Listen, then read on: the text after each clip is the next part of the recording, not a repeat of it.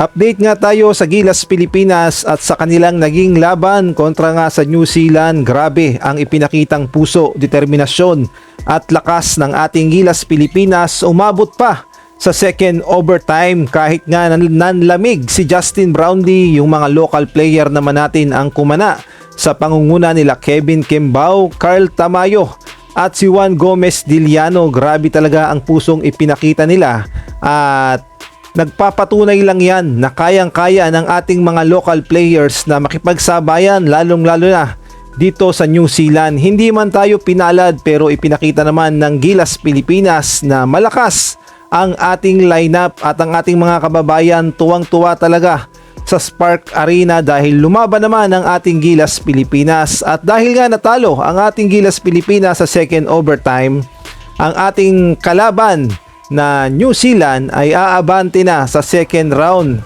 dahil mas umangat na sila sa standing sa third window na may record na 3-2. Samantalang ang Gilas Pilipinas naman ay baliktad sa kanilang standing dahil tayo ay bumagsak sa 2 wins and 3 losses. Ngunit ganun pa man ay pumubor pa rin naman sa Gilas Pilipinas ang laban dahil pasok pa rin tayo sa second round at ay na rin nga yan dito sa report na pasok na ang Gilas Pilipinas sa second round dahil nanalo tayo sa Guam ng 2 beses, tapos yung Guam naman ay tinalo ng New Zealand ng 2 beses, kaya naman pasok ang Pilipinas sa second round. Ang dapat lang talaga nating paghandaan ng ating susunod na makakaharap, ito na siguro ang pinakamabigat, ang rematch natin sa Australia dahil di kalibre ang kanilang lineup at hindi nga biro ang pagdadaanan ng Gilas Pilipinas. Ika nga dadaan sa butas ng karayom at mangyayari ang laban sa Rock Arena sa baluarte ng Australia sa July 6, kaya naman matinding laban talaga ito.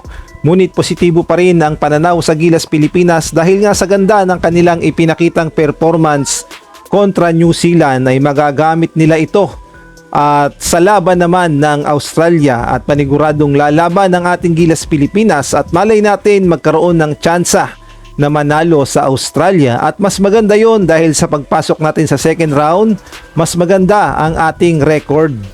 At kung muli namang matatalo ang Gilas sa Australia sa second round, may posibilidad na makaharap natin itong Jordan o kaya naman itong Iran at mabigat na laban din yan sa Gilas Pilipinas at pahirapan na talagang pumasok at makwalify sa FIBA World Cup sa Qatar.